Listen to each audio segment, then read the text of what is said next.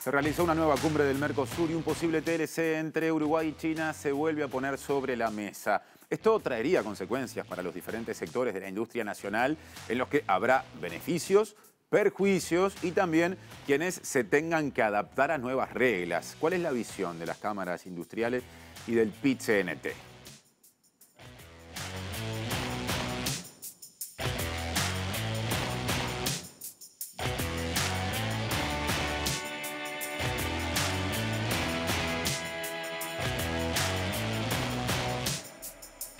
Buenas noches, gracias por estar en el penúltimo programa del ciclo de En Otro Orden, ¿no? Uruguay está entre las ganas de avanzar rumbo a un acuerdo comercial con China y la pertenencia a una región y a un bloque regional que le pone determinadas condiciones y genera discusiones que por ahora lo tienen en minoría. De eso empezaremos hablando y lo haremos de arranque con Julieta Núñez Tomás, que va a mirar hacia la cumbre del Mercosur de los pasados viernes y jueves y también va a poner arriba de la mesa opiniones con respecto a lo que políticamente en la región se ha discutido en estos últimos días. Juli, buenas noches, ¿cómo andás?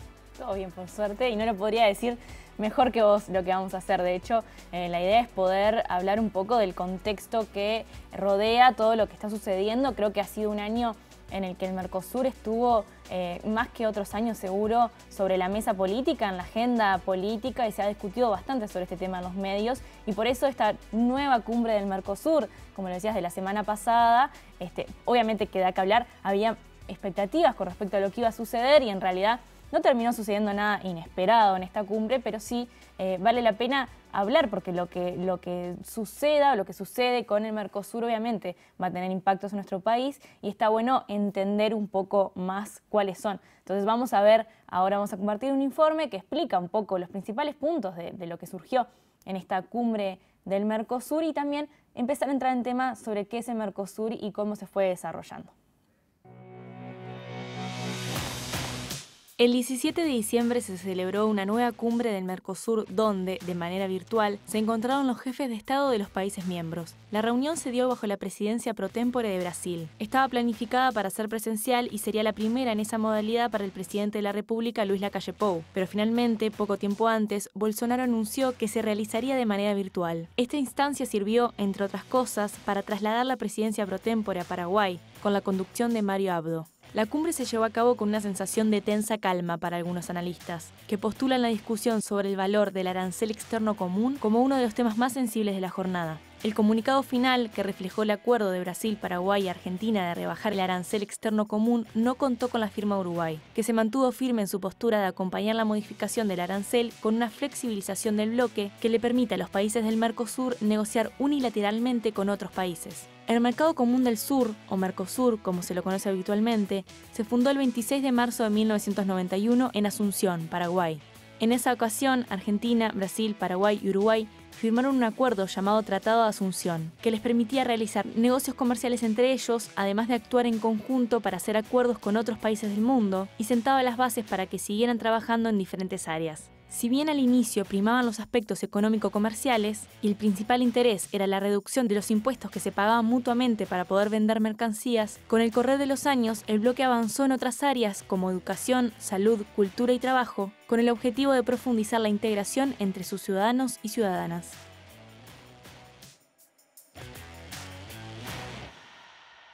La cumbre iba a ser presencial y fue virtual y hubo quienes interpretaron también diferendos políticos o que eso fue la consecuencia de algunas de las diferencias preexistentes. Sí, de hecho, ahí lo escuchábamos en el informe, esta cuestión de una tensa calma, ¿no? Y eso me parece que es algo que se respiraba en el ambiente y que si el ambiente iba a ser compartido, quizás se podía cortar con una tijera, como se dice, ¿no? Porque de alguna manera algunos analistas políticos sugirieron que la visita de Lula da Silva a Argentina en ocasión del Festival de la Democracia que organizaron desde el gobierno argentino pudo tener que ver con esta decisión que tomó Bolsonaro, que además fue bastante inesperada, fue con corto tiempo de aviso. Todo el mundo realmente pensaba, los viajes planificados de los jefes de Estado, pensaban que iban a ser presencial y al final sin dar mucha explicación y hablando un poco de la pandemia y demás, estas cuestiones que son buenas excusas para todos nosotros, se ve que para los presidentes también, se afirma en realidad, se avisa simplemente que va a pasar a ser virtual. Pero de eso hablábamos un poquito al principio del informe. Al final empezamos a hablar sobre el Mercosur en sí, y para saber un poco más sobre el Mercosur, para entender por qué existe el Mercosur, ¿no? ¿Cuál fue la intención cuando se quiso fundar? ¿Qué era cuáles eran las discusiones de ese momento? Y también cómo eso se fue desarrollando en estos 30 años, ¿no? Porque obviamente han habido mutaciones. Bueno, consultamos a Damián Rodríguez, que es docente e investigador del Programa de Estudios Internacionales de la Universidad de la República, justamente para saber, bueno, qué era lo que estaba sucediendo, cuáles eran las discusiones de ese momento y bueno, cómo eso después se fue desarrollando.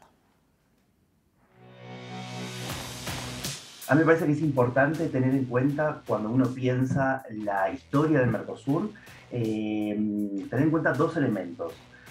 Primero, el Mercosur de la génesis, es decir, el Mercosur de la alianza estratégica entre Brasil y Argentina. Mercosur nace en el año 1991, luego de la firma del Tratado de Asunción, pero es cierto que hubo una génesis mercosuriana que obedece o responde a una coyuntura regional, pero también internacional. La importancia de las actas, por ejemplo, del acta de Iguazú de 1985, firmada en ese momento el presidente argentino Alfonsín y el presidente brasileño Sarney, proyectaba un proceso de integración regional con una visión bastante desarrollista, donde en realidad había un proyecto de complementariedad económica y productiva a través de la incorporación de sectores estratégicos. Esto es importante porque vamos a ver, luego de la firma de la firma de Asunción del año 91, que esto cambia radicalmente, porque cambian los signos ideológicos de los gobiernos. No nos olvidemos que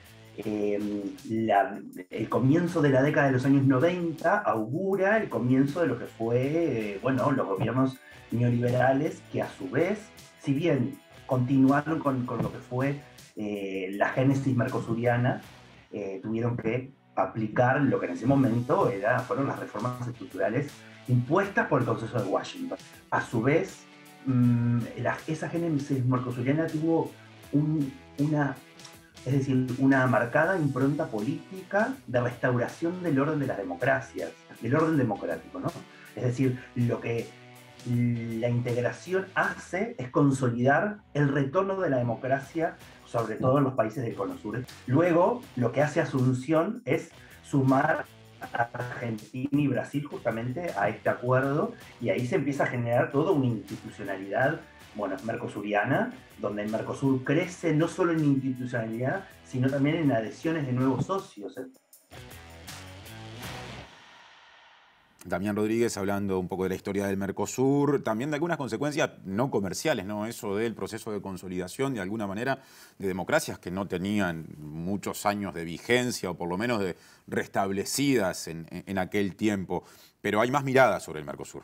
Sí, él hizo hincapié en realidad en esta cuestión de la integración vista desde una visión más amplia, ¿no? No únicamente desde lo económico, desde las alianzas que nos pueden servir en términos comerciales, sino una integración que tenga que ver con los países en sí, las características de los países, y cómo en términos políticos también esa coordinación, ese esfuerzo común del que se ha hablado mucho y se escucha mucho cuando presenciamos o escuchamos estas cumbres del Mercosur, cómo todo eso fue desarrollándose en los años y con cambios o no, porque él finalizaba este video hablando justamente de las integraciones, ¿no? Está Bolivia, estuvo Venezuela, ahora está suspendida de alguna manera, pero hubo una intención de ampliación también. Pero ese momento, esto que él de alguna manera nos mostraba, nos contaba, fue cambiando y llegamos a un punto en el que el Mercosur de alguna manera ha estado en debate, y quisimos preguntarle una vez más a Damián, bueno, ¿cuáles eran los puntos centrales del debate en este año sobre el Mercosur? Creo que tuvimos un año de un intenso debate respecto a lo que es la legislación internacional de Uruguay, pero también, de cómo vamos a seguir respecto a Mercosur. Esto me parece que es importante verlo en 3 momentos durante el año. A propósito de la celebración de bueno, un 30 aniversario de la firma del Tratado de Asunción, ¿sí? Donde justamente Uruguay y Argentina, bueno, del famoso pleito lastre y bajarse del barco, donde se plantea y se comienza a materializar la propuesta de apertura y flexibilización, ¿sí?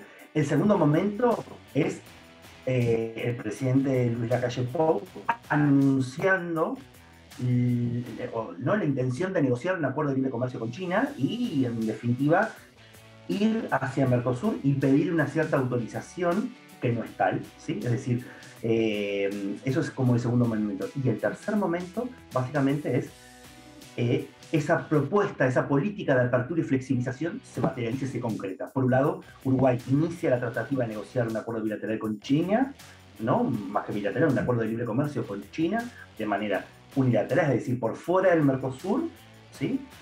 Y ya presenta bueno, a los equipos negociadores que avanzan en los estudios de prefactibilidad. Y entonces esa línea de tiempo nos trajo hasta acá y aparece claramente China, por lo menos en la intención de Uruguay. Así es, y también habría que sumarle, que en realidad no entró por los tiempos que manejamos, pero algo que dijo Damián, en este tercer momento se suma la cuestión del arancel externo común, algo que de lo que se habló en esta cumbre del Mercosur en particular, y que Brasil tomó una postura con respecto a la reducción, que no terminó siendo tanto como quisieran, y así lo expresó Bolsonaro, pero que finalmente constituye este tercer momento que tiene que ver con el estudio de prefactibilidad del TLC y esta rebaja del arancel externo común. Simplemente una cuña con respecto a eso. Hay acuerdo entre Argentina, Paraguay y Brasil para bajarlo 10%. Uruguay, que tiene que, digamos, poner arriba de la mesa su voluntad para habilitar el consenso, no firmó la declaración y de momento no habilita el consenso. No, justamente porque lo que le interesa a Uruguay, en realidad no es que Uruguay esté en contra de la baja del arancel externo común, no es eso, no es que quiera que quede igual a como estaba, sino que mete de alguna manera en esa negociación en particular el tema de la flexibilización, de la posibilidad de poder negociar unilateralmente con otros países extrabloque, ¿no? Algunos datos puntuales sobre lo que mencionábamos del TLC con China. La consultora Nómade hizo una encuesta de opinión sobre este tema y voy a tirar algunos datitos que te pueden servir capaz también para el segundo bloque. Vamos a estar desarrollando un poco más esto. El 56,2% de la población conoce muy poco sobre este tema del TLC. Sin embargo, el 54,4% está de acuerdo con un TLC con China y además el 29,6% dice que entre otros países como Estados Unidos o Argentina o Brasil prefiere tener lazos comerciales con China, ¿no?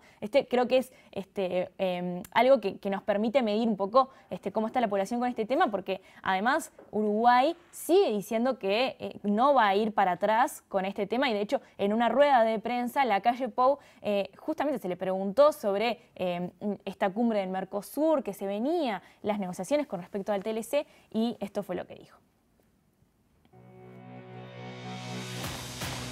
Nosotros ya tomamos una decisión hace bastante tiempo, del principio del gobierno, una decisión que venía de alguna manera siendo explicitada y no tomada por distintos gobiernos del país hace mucho tiempo, y nosotros decidimos avanzar en la modernización del Mercosur, y parte de la modernización es la flexibilización del Mercosur.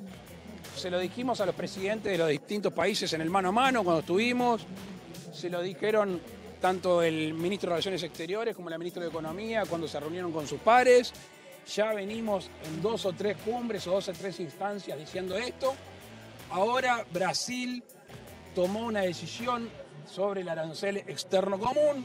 Nosotros creemos que esto no hace más que apoyar lo que nosotros sosteníamos de la modernización del mismo. Y por eso nosotros ayer me reuní con el canciller a las 5 de la tarde, revisando muchos temas, entre los cuales está cómo venimos avanzando en el estudio de factibilidad con China. Estamos entusiasmados de terminarlo en poco tiempo, así que ese es un camino que ya decidimos seguir y no... Me sacaste la palabra de la boca, no hay marcha atrás. No hay marcha atrás, dice Lacalle Pou, el estudio de prefactibilidad, según compromisos asumidos, tenía que estar pronto antes de fin de año. Estamos ahí esperando las novedades. Vamos a ver qué pasa. Lo que sí sabemos que pasa con esto, aunque no se llegue a concretar ya en este estado de estudio de prefactibilidad, es que hay personas a las que no les gusta mucho que esto esté sucediendo. Una de ellas es el presidente de la República Argentina, Alberto Fernández, que en esta cumbre de Mercosur, la de la semana pasada, tuvo algunos dichos que podrían llegar a tener que ver con la decisión de Uruguay de hacer este acuerdo unilateral con China. La vecindad es una condición natural que se convierte en una ventaja comparativa cuando se le agrega el valor del esfuerzo conjunto, de la construcción permanente, de confianza y de los proyectos comunes. En este mundo cada vez más regionalizado, no hay futuro para países ermitaños. No hay espacios para estados que se encierren en sí mismos, ni para quienes subestimen el riesgo de emprender aventuras en soledad. Nadie se salva solo, diría el Papa Francisco. El Mercosur es la plataforma para la internacionalización de nuestros países. Uruguay, potencial país ermitaño, podría concluirse si uno toma lo que dijo el presidente argentino, obviamente defendiendo una postura de las tantas. Sí. Y la de nuestro presidente es otra, la de Luis Lacalle Pou es otra, y de hecho en esta cumbre del Mercosur prefirió hablar de libertad en contraste con lo que de alguna manera plantea Alberto Fernández. Vamos a escucharlo también. La otra parte buena de este semestre es el sinceramiento. Yo comparto con el presidente Bolsonaro que no pudimos llegar a entendimientos totales porque quizá había una parte del Mercosur, en este caso nuestro país, que no veía en este proceso de modernización la totalidad de sus intereses satisfechos. Pero ha habido un sinceramiento. Todos sabemos hacia dónde vamos, todos sabemos cuáles son los intereses, todos sabemos y hemos demostrado que tenemos vocación de pertenecer al Mercosur, quizá con un futuro próximo un poco distinto. Pero es allí donde tenemos que seguir tratando de hablar para, como decía el presidente Bolsonaro, y suscribo esas dos palabras porque las usamos comúnmente cuando pensamos en el futuro, prosperidad y libertad. Y esa prosperidad y libertad obviamente que genera ciertas tensiones entre los intereses nacionales. Lo que debemos hacer necesariamente es llegar a un punto intermedio, centrar entre medio de esas tensiones para que todos los partícipes de este bloque se sientan satisfechos. Ante la falta de entendimiento, bueno es el sinceramiento, parece haber dicho, sintetizando, ¿no?, el presidente de la República, Lacalle Pou. Sí, y parece nuevamente como una pregunta y una respuesta, respuestas a lo que es. Y bueno, en ese contexto está Uruguay ahora y lo que queda es saber qué va a pasar. Ya lo decías tú, no hubo firma de Uruguay en el acuerdo que se presentó. Bueno, vamos a ver qué pasa con el TLC con China y vamos a ver también qué pasa con el resto de los socios del Mercosur. Gracias, Juli, por este informe. Gracias a vos. Como decía el presidente argentino, la vecindad es natural. Aparte, desde comienzos de los años 90 hay una decisión que es política y es formar parte de un bloque. Así las cosas en el bloque regional, en el Mercosur. Ahora, en paralelo, Uruguay mira más lejos, mira a China y nos interesa saber qué piensan en la Cámara de Industrias y también en el movimiento sindical con respecto a un eventual tratado de libre comercio con China. Por eso les proponemos que se queden en la pantalla de TV Ciudad para ver en el próximo bloque un intercambio entre un representante de la Cámara de Industrias. Hablo exactamente de Washington Durán, presidente de la Comisión de Comercio Exterior de esa Cámara, y un representante del movimiento sindical, más precisamente del Instituto Cuesta Duarte, del PIT-CNT, como Pablo Darrocha, economista. Con eso venimos.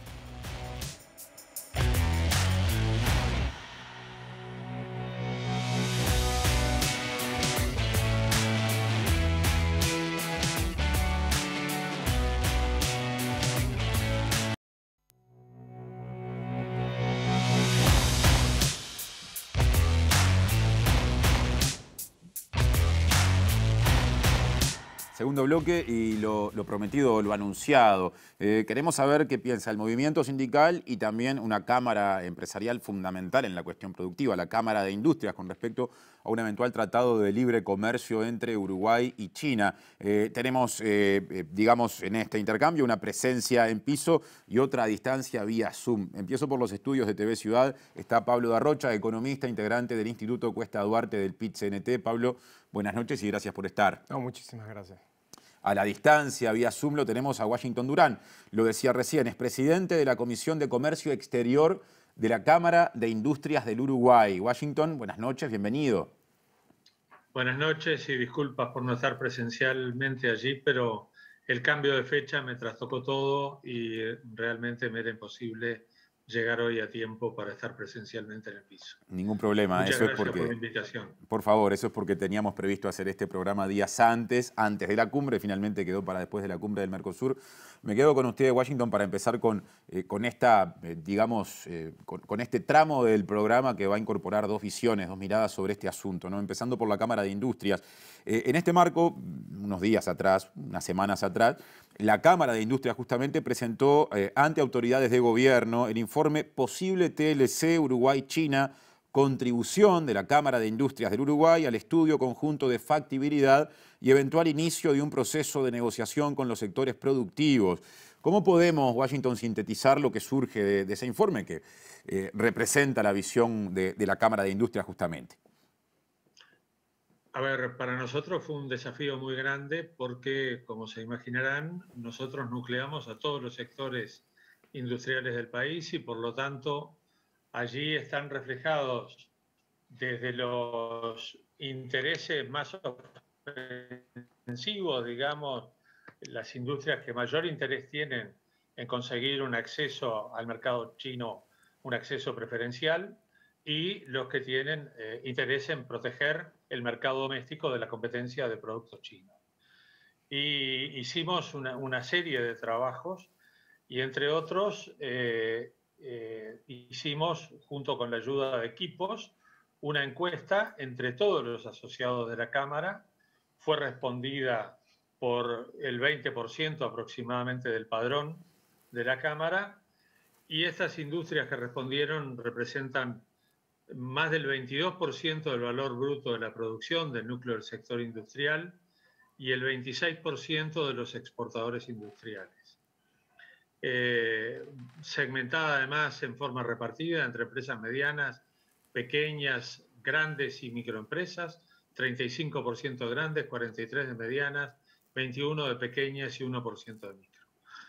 Y el resultado de la encuesta, en principio, es alentador en el sentido de que el 42% de la masa encuestada califica como muy positivo o positivo un posible acuerdo con China, mientras que un 27% lo califica como negativo o muy negativo.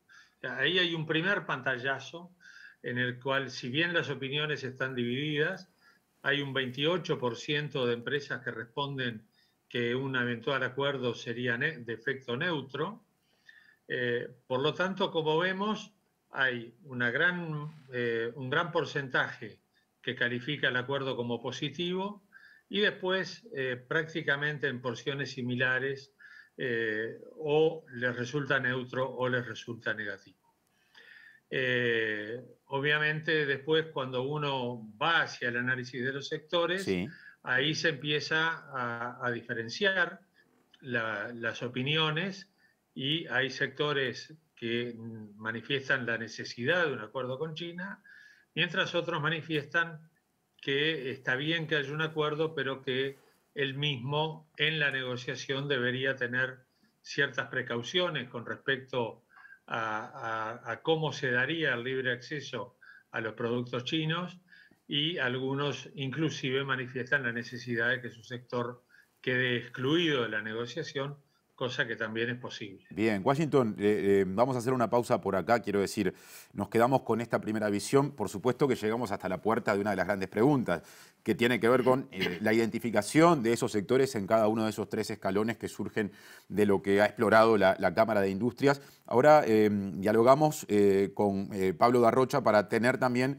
la mirada del PIT-CNT, o sea, del movimiento sindical.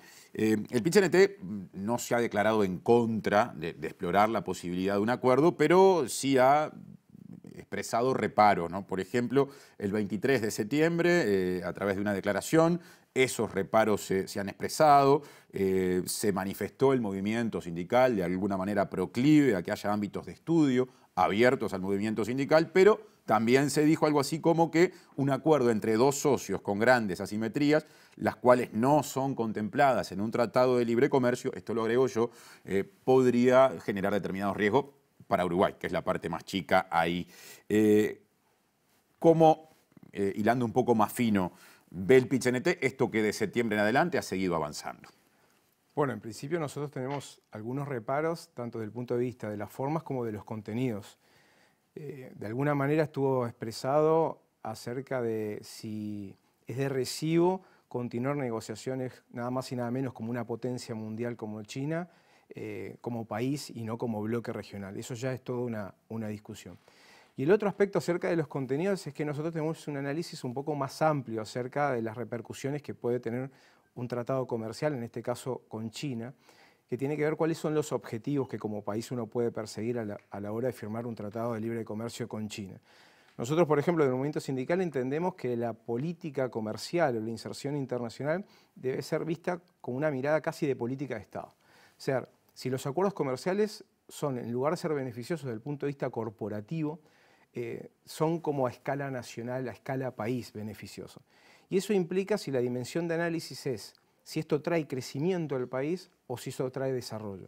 Y en general cuando se discuten acuerdos comerciales, en general estandarizado, hay un fuerte hincapié a los aspectos comerciales, es decir, a los fines y cometidos en todo caso económicos, sin incorporar otras dimensiones de análisis que nosotros entendemos prioritarias. Por ejemplo, lo que tiene que ver con los fines y cometidos sociales, el desarrollo, el marco de libertades, las relaciones laborales, es decir, el impacto ambiental. Es decir, hay una serie de cuestiones que nosotros necesariamente incorporamos al análisis y nos hace, en principio, dudar.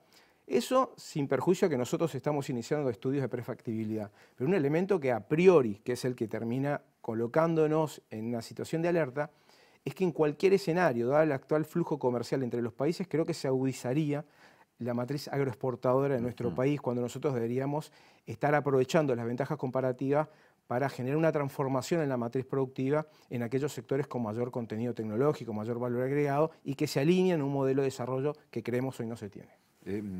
Antes de volver con Washington Durán, algo nos dijiste, pero para profundizar más en eso, claramente se identifican eventuales ganadores y eventuales perdedores desde el movimiento sindical y en tal caso cuáles, y qué vínculo tiene eso con puestos de trabajo, que al fin y al cabo al movimiento sindical le importa. Bueno, correcto. Mucho. Desde el punto de vista de ese análisis económico estrictamente sobre ganadores y perdedores, que esto hay que dejarlo bien claro, hay ganadores y perdedores. En este sentido, obviamente, teniendo en cuenta incluso los vínculos comerciales que tenemos, nosotros hemos identificado sectores que pueden ser los que pueden ser eventualmente más afectados, potencialmente más afectados, y que por supuesto nosotros estimamos a priori, en base a incluso otros informes realizados, en el entorno de un 25.000 trabajadores potencialmente afectados en esos sectores. Está claro que esos son puestos de trabajo directamente afectados en un escenario que nosotros entendemos que pueden darse, sin perjuicio de que pueden haber otras dimensiones. Pero insisto que me parece que ahí se circunscribe un análisis estrictamente económico, donde son sectores eventualmente afectados, ¿no? Metalúrgico, el caso automotriz, es decir, ahí, esos son los que de repente tienen, que de hecho, y ahí hay un elemento adicional que a nosotros nos preocupa mucho, conspiran también con la estructura comercial hoy que tenemos con el Mercosur. Es decir, no solamente tenemos una situación potencialmente que puede afectar puestos de trabajo directos, sino que golpea fuertemente a la estructura comercial que tenemos hoy en el marco del Mercosur. Washington Durán, habíamos llegado en su alocución anterior hasta la puerta justamente de la identificación de los sectores más beneficiados, aquellos que quedaban de alguna manera con posibilidades, pero con necesidad también de hacer algún ajuste, y los que abiertamente decían o se expresaba desde la Cámara de Industria, según ese trabajo que hicieron, podían correr riesgos. Acaba de hacer sus comentarios Pablo Darrocha, identificó en el sector metalúrgico, por ejemplo, un sector que podría correr riesgos, habló de 25.000 puestos de trabajo que en función de esos riesgos podrían también estar hoy pendiendo de un hilo. ¿Qué nos dice usted? Y lo escuchamos y vemos con atención. A ver, lo que estamos planteando desde la Cámara de Industrias, teniendo claro que en cualquier negociación comercial implica que haya ganadores y perdedores, lo que nosotros planteamos es que, como dice el presidente de la Cámara, que todos los soldados queden de pie. Esto significa que todas las empresas o que no haya empresas que tengan que cerrar como consecuencia del acuerdo de libre comercio, sino que puedan recomponer su producción, reorientarla, reconvertirse, y del mismo modo somos muy cuidadosos de que no haya pérdida de puestos de trabajo industriales. La industria en el Uruguay ha perdido decenas de miles de puestos de trabajo en los últimos años, y este es un proceso que no puede continuar de ninguna manera. Nosotros creemos en una negociación en la que las asimetrías estén contempladas. Creo que eso es un tema muy importante. Es muy claro que es una negociación entre dos países o entre dos economías sumamente asimétricas. Asimétricas no solo en lo económico, asimétricas en otro montón de cosas. Pero bueno, una negociación se trata de eso. Se trata de que las asimetrías estén contempladas, que los sectores que puedan verse afectados, como bien se dijo, el metalúrgico, quizá el de fabricación de autopartes y automotriz, el de manufacturas de plásticos, algunos otros sectores de la economía seguramente van a tener que requerir algún apoyo para poder seguir adelante, pero la gran reconversión o el gran deterioro del empleo industrial en el Uruguay ya se dio con el Mercosur. De manera que este proceso nosotros lo visualizamos como un proceso que muy por el contrario puede ayudar a diversificar la matriz exportadora del Uruguay, a agregar valor a algunas materias primas de origen agropecuario que hoy exportamos y que podrían exportarse con un mayor contenido, no solo de valor agregado manufacturero, sino también con un mayor contenido tecnológico. ¿Cuáles, por ejemplo, Washington? Es la experiencia que han tenido otros países de Latinoamérica que han firmado tratados de libre comercio con China. ¿Qué industrias o qué rubros en particular vinculados a la agroexportación, digamos, usted entiende que en el marco de un TLC podrían sumar valor agregado? Lo dijo recién sobre el final de la respuesta. Y básicamente buena parte de la industria agroalimentaria puede tener oportunidades, así lo han manifestado los propios socios de la Cámara, tanto en base a su intuición como a análisis de mercado que han hecho. El sector lácteo puede incrementar sensiblemente sus exportaciones, y además no nos olvidemos del derrame que puede producir un aumento de la actividad industrial en esos sectores exportadores hacia otras industrias que son proveedores, sea de bienes intermedios, sea de servicios. La propia industria metalúrgica, que provee equipamiento, que provee instalaciones industriales y que provee maquinarias y equipos para el agro, también puede verse beneficiada por todo esto. Entonces, es un análisis que hay que hacerlo con mucho detenimiento. Hay que poder estar cerca de la negociación. Yo creo que es muy importante que los sectores gremiales, tanto empresariales como sindicales, puedan seguir de cerca la la negociación, que no pase como ha pasado en otras negociaciones, que cuando nos hemos enterado de lo que pasaba ya estaba la negociación cerrada. En ese sentido tenemos un compromiso firme de las autoridades de gobierno de que nos van a dar participación, y hemos puesto nosotros, para decirlo en términos prácticos, toda la carne en el asador, tratando de apoyar este estudio de factibilidad con datos para que el gobierno tome una decisión lo más informada posible. Casi sobre el cierre, Pablo Darrocha, recién Durán nos hablaba de lo que entiende son oportunidades de agregarle valor a producción que hoy se vende casi sin valor agregado, y aparte agregó las posibilidades que se entiende desde la Cámara de Industrias tendría, por ejemplo, el sector lácteo con un acceso preferencial al mercado chino. ¿Identifica esas oportunidades el movimiento sindical? Bueno, yo creo que cualquier acuerdo presenta oportunidades. Quizá tenemos reparos acerca de la potencialidad de las oportunidades y las ventajas acerca de diversificar o agregar más contenido tecnológico, valor agregado. Está bastante acotado. Si uno reconoce cuál es la matriz de intercambio comercial, nosotros básicamente más del 60-70% de lo que nosotros le exportamos a China son de origen bienes primarios, y todo lo contrario sucede con lo que nosotros importamos de China, que son productos con mayor contenido tecnológico, mayor proceso de facturación. Lo que nosotros entendemos es que se agudizaría ese tipo de matriz. Oportunidades siempre pueden existir. Estoy de acuerdo que va a depender muchísimo, siempre depende en última instancia de cómo se contemplan las asimetrías, pero esas asimetrías se contemplan en la medida del poder de negociación, y China no es particularmente un país donde las negociaciones sigan los canales que en otras instancias hemos logrado. Creo que incluso, dada esa dificultad, entendemos que aún así debería ser en el marco del Mercosur cualquier acercamiento con China. No identificamos a priori, pero es muy prematuro adelantarnos, esas oportunidades. De hecho, tampoco se compadece con las teorías de valor actuales, donde en realidad no son los procesos de mayor eslabonamientos que generan mayor valor agregado, sino se trata de ubicarse en donde se genera más valor, y no es precisamente en esos sectores, pero oportunidades por supuesto que hay, donde ya las hay de hecho. Bien, para cerrar, una pregunta para respuesta breve, aunque es un tema muy importante, porque quiero que también Washington, sobre el cierre, en 30 segundos, igual que vos, lo pueda por lo menos mencionar. ¿Genera expectativas para el trabajo nacional, algo que se dice podría venir de la mano con esto que es la inversión extranjera directa, la inversión china directa en territorio uruguayo? Bueno, cooperaciones de esa índole hemos tenido, siempre se apuesta mucho a eso. El problema es qué características y qué objetivos persiguen ese tipo de inversiones.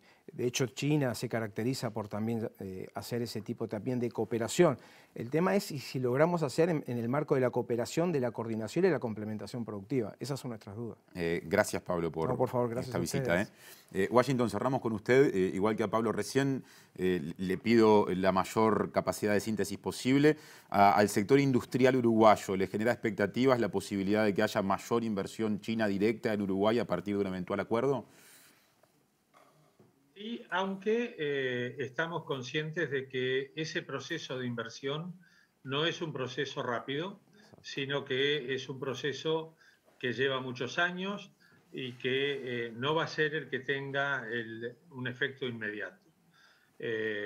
Sí, se crean oportunidades, quizá haya más oportunidades para inversión de otro origen no chino, para producir bienes para exportar a China. Eso es más probable que haya inversión china como consecuencia del acuerdo. Washington Durán, de la Cámara de Industrias, muchas gracias por esta presencia a la distancia en Otro Orden. Gracias a ustedes por la invitación. Con esta doble entrevista, de alguna manera, cerramos el segundo bloque, cerramos un tema y venimos en el tercer y último bloque para abordar otro, porque hace bien poco la Unidad Reguladora de Servicios de Comunicación, URUSEC, dio a conocer los datos actualizados hasta mitad de año del mercado de telecomunicaciones, con una presencia dominante y por ahora manteniendo, grosso modo, la posición que antes tenía de Antel, pero asoman cambios legales en el horizonte y eventualmente posibilidades de que eso se modifique. Con Pablo Siris, director en la URSEC en representación de la oposición, vamos a hablar en el bloque que viene. No se lo pierdan.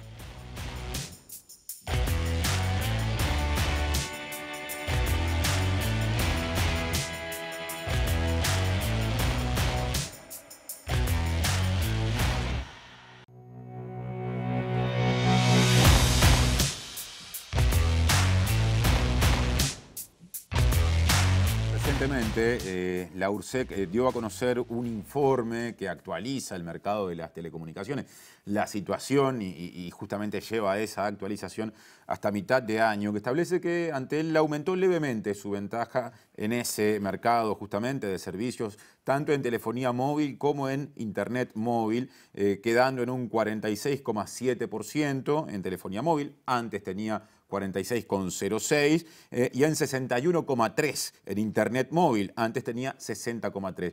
En los dos rubros, en el segundo lugar, bastante lejos, aparece Movistar y en el tercer lugar aparece Claro. Para profundizar en la mirada a esta situación del mercado, ya recibimos a Pablo Siris, que es director en la URSEC en representación del Frente Amplio. Pablo, buenas noches, gracias por estar. Un placer de verdad realmente estar con ustedes. ¿Qué interpretación hace la oposición de los números que recién muy sintéticamente, solo deteniéndonos en el liderazgo y sin hablar en detalle de lo que venía después, brindamos? Bueno, los datos que publica la URSEC tienen que ver con el semestre cerrado a junio de este año. Es un informe que se publica semestralmente con datos proporcionados por las propias empresas en régimen de declaración jurada, como corresponde, y nos muestra una realidad en nuestro país muy particular. O sea, en realidad la telefonía, tanto móvil como fija propiamente dicha, está en franca caída, y lo que aumenta radicalmente es el uso de los datos. La telefonía, los datos domésticos a través de fibra óptica, de cobre, de internet inalámbrica, han aumentado un 12%, y los datos consumidos a través de la telefonía móvil han aumentado un 24%. Para que tú te hagas una idea de la magnitud de esto que estamos señalando, nuestro país consumió en un semestre, o sea, en tan solo 6 meses, 1.400 millones de terabytes de información. Ajá, fue ese semestre, un semestre asociado a los 2 meses más duros de la pandemia, que fueron abril y mayo. ¿Eso puede haber pesado? Sí, pero la tendencia ha sido ascendente desde hace ya muchísimos años. Viene de antes. Hubo un piquito, digamos, en este consumo, pero en realidad esta tendencia ascendente en el consumo de datos se ha mantenido desde hace ya un buen tiempo. Para que tú te hagas una idea, nosotros tenemos 1.100.000 servicios conectados a Internet fija, 1.400 millones de datos. Eso quiere decir que cada uno de esos servicios fijos consumió más de 1 tera de información en tan solo 6 meses. Es un dato impresionante y ciertamente, como tú señalabas, aun cuando no ha habido grandes variaciones en el mercado de las telecomunicaciones, Antel mantiene el liderazgo con un pequeñito incremento. Claro, también tuvo un incremento importante, y quien ha tenido algunas caídas en la preferencia de los usuarios ha sido la empresa Movistar. De 33 a 32%, grosso modo, en telefonía móvil, cayó Movistar, y de 27 y algo a 26 en internet móvil, leves caídas. Pequeñitos. Por eso te diría que realmente lo que ha sucedido es que se ha consolidado el mercado de las telecomunicaciones en ese sentido. Ahora, hablábamos del impresionante incremento en el consumo de datos que surge de este periodo, que es la tendencia además, y de la caída de los servicios asociados al número telefónico. O sea, ¿esto qué quiere decir? Los usuarios cada vez más no usamos el número telefónico para comunicarnos con otra persona, no la llamamos por teléfono, sino que la llamamos a través de aplicaciones, o utilizamos mensajes de aplicaciones o mensajes de voz de aplicaciones. Llamadas de WhatsApp, por ejemplo. Por ejemplo, o de Telegram, o de las redes sociales, que particularmente entre la gente más joven, entre los usuarios más jóvenes, es como un mecanismo habitual de comunicación. Y también ha caído dramáticamente, siguiendo la tendencia global, pero digamos, en franca caída, el número de SMS que se envían, de mensajes de texto. De manera tal que los servicios que se asocian al número telefónico, tanto en telefonía fija como en telefonía móvil, también han decrecido significativamente. Mientras tanto, uno podría suponer que para acompasar este incremento en el consumo de datos, que ha sido realmente brutal, deberían haberse hecho importantes inversiones en ese sentido. Allí sí nos encontramos con una sorpresa, producto de los datos que nos dan las propias empresas, y es que, por ejemplo, en cuanto al tendido de fibra óptica, hubo solamente 28 kilómetros de tendido de fibra óptica. Desde que la URSEC publica estos datos, que es el primer semestre del 2017 hasta la fecha, es el semestre con menor despliegue de fibra óptica, insisto, desde que se publican estos datos. El primer semestre de este año. El primer semestre de este año. Lo mismo sucede con el despliegue de radiobases, particularmente en la tecnología LTE, que es la que nos permite, en el 4G, digamos, que es el que nos permite comunicarnos de manera más fluida, a través de consumir datos, mejor dicho, de manera más fluida, ha tenido las inversiones en radiobases, en instalación de radiobases, es de apenas el 1%. Ese es un cuestionamiento al plan de inversiones de Antel. Bueno, no me corresponde a mí señalarlo. Lo que sí te puedo decir es que ese dato particularmente sale de ese informe. Ahora, pero quiero decir, esas inversiones, en términos del interés de la empresa pública de telecomunicaciones, le correspondería o le corresponde hacerlas a Antel. En eso sí estamos de acuerdo. Sin duda, sin duda. Ese 1% de crecimiento en radiobases LTE es de las 3 empresas. Ajá, es de el las 3 acumulado. empresas de telefonía móvil. Así que en realidad podríamos suponer que sea una proporción en el mercado en ese sentido. Claro. Antel seguramente lo que creció debe haber andado en el orden del 0,5, 0,6% de incremento en radiobases LTE. Que eso se contrapone con digamos, una exposición pública, una proyección pública de Antel, donde todos los días vemos en las redes sociales de la empresa y en su portal, etcétera, la inauguración de radiobases, etcétera. Bueno, quizás en este momento sí esté siendo así, en el primer semestre ciertamente. Hay que esperar a la actualización que incluya el segundo semestre, que la conoceremos el año que viene. Ahora, en el horizonte asoman por lo menos un par de cambios normativos que en los dos casos involucran el interés de Antel, y en uno de los dos, el de empresas multinacionales ya presentes y eventualmente de otro tipo de empresas como las cableoperadoras. Quiero empezar por ahí. Quedó pendiente de decisión para el momento en el cual se lleva adelante el proceso de redacción y posteriormente de votación en el Parlamento de lo que se presenta como una nueva ley de medios, si se le otorga a las empresas cableoperadoras, en algunos casos se dice de todo el país, en otro, en el caso de Cabildo Abierto, se restringe eso como propuesta nada más que a las del interior, la posibilidad de comercializar servicios de Internet. ¿Qué expectativa debería tenerse con respecto a la presencia de Antel en ese mercado si esa idea prosperara? Es un tema complejo. En primer lugar, porque hasta ahora ninguno de los textos proyectados de la norma señala que esto se refiera a pequeñas poblaciones del interior del país. Entonces, en tanto la norma no dice que es para pequeñas poblaciones del interior del país, podríamos suponer que en realidad lo que se plantea es que todos los cableoperadores del país pudieran brindar servicios. Incluyendo las grandes empresas de Montevideo, las 3 principales, digamos. Por ejemplo. Pero además tenemos la otra particularidad en relación con este tema, y es que realmente son muy pocas las localidades del interior de nuestro país donde no hay un servicio de Internet adecuado, prestado por la empresa por banda ancha fija a través de Antel.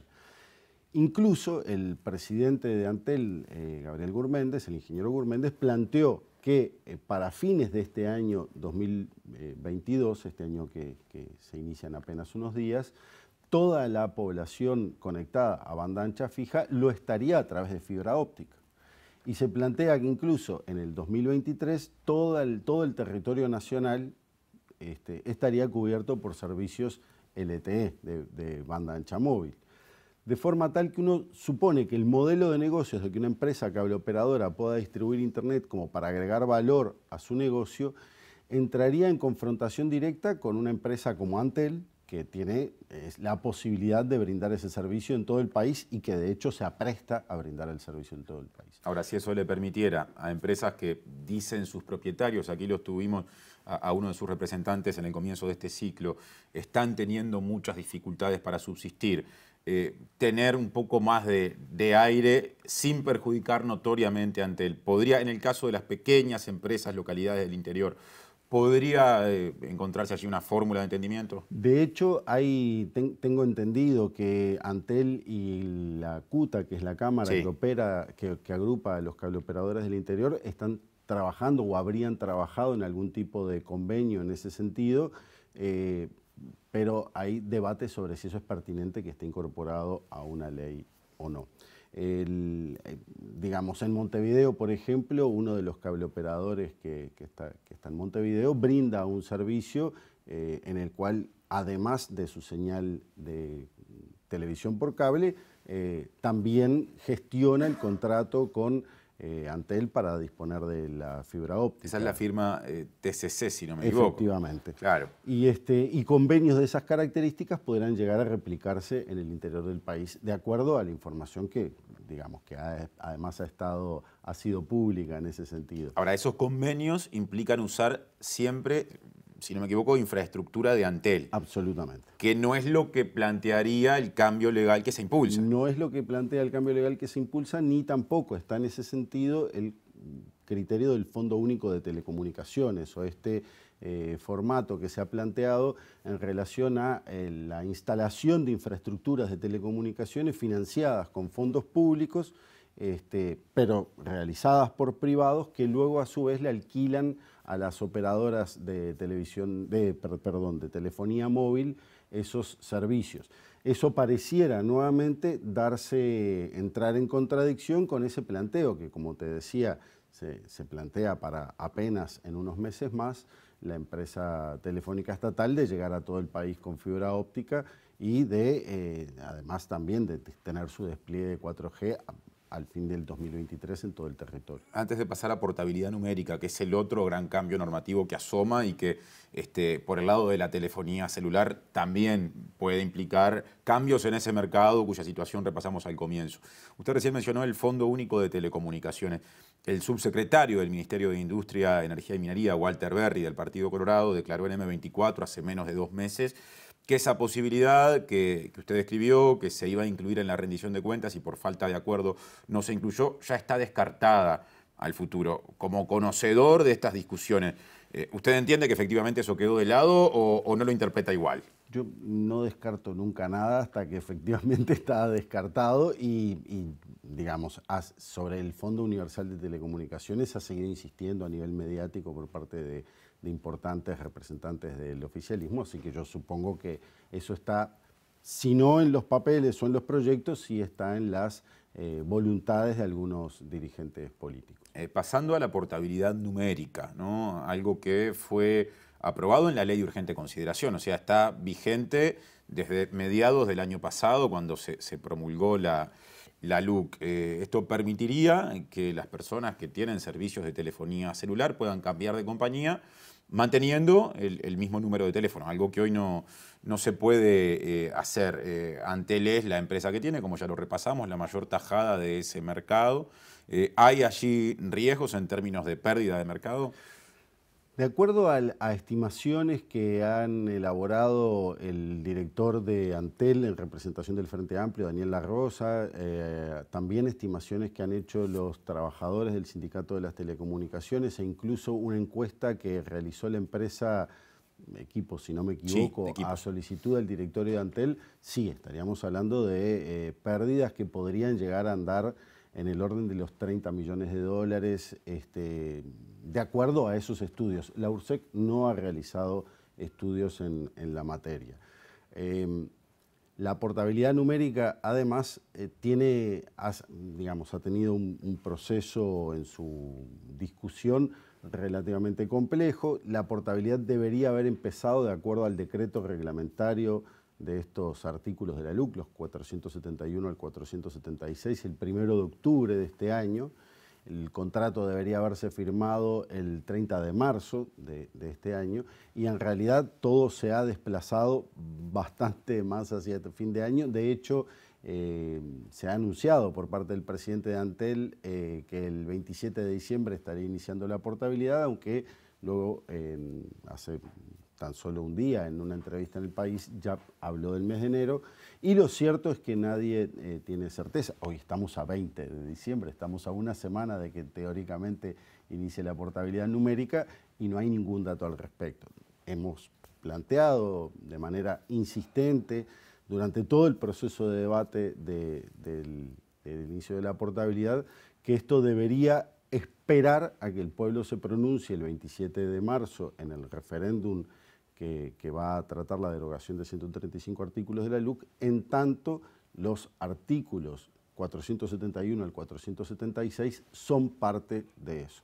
Y entonces entendemos que si el 27 de diciembre damos inicio a la portabilidad y luego el 27 de marzo la portabilidad resulta efectivamente derogada, pues tendríamos una enorme dificultad jurídica, comercial, económica, etcétera, para nuestro país, y que nada impide esperar hasta el 27 de marzo. Pablo, ya nos tenemos que ir, pero simplemente un concepto desde el oficialismo. Se dice que independientemente de los cálculos en términos empresariales, hasta de las arcas del Estado, de Antel, que se puedan hacer, aquí está en juego un concepto que es el de la libertad del usuario o la usuaria. Se dice hoy los números telefónicos son parte de la identidad de una persona, son útiles cada vez más para realizar trámites, en fin, se ponen una serie de ejemplos. ¿Qué importancia le da a esa visión? Eso creo que es un concepto realmente discutible. La identidad digital en nuestro país y en buena parte del planeta, de hecho en todo el planeta, está regulada legalmente. Y el número de teléfono no es parte de la identidad digital.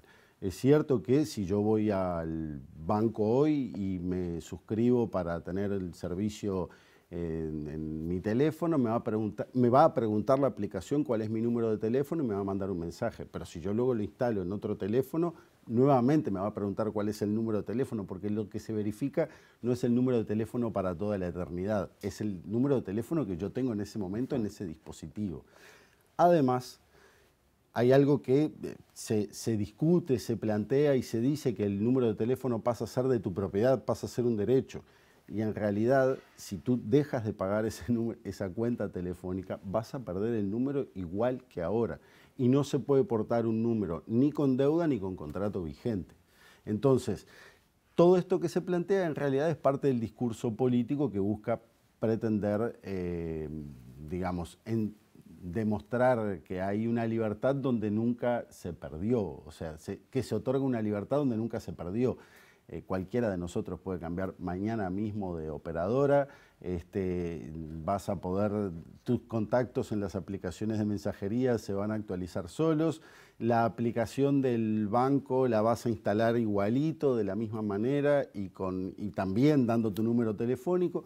No hay ninguna complejidad en ese sentido. Pablo Siris, representante del Frente Amplio en el directorio de la URSEC, gracias por la visita. Es un placer realmente. Y gracias a ustedes por estar. Estamos cerrando el penúltimo programa de este ciclo llamado En Otro Orden. El miércoles a las 9 de la noche puntualmente estaremos otra vez en la pantalla de TV Ciudad para despedirnos, mirando 2 o 3 grandes temas nacionales, con la intención de hacer cierto balance, pero también de ver de mirar hacia 2022 para saber qué podemos esperar. Que pasen bien y hasta el miércoles.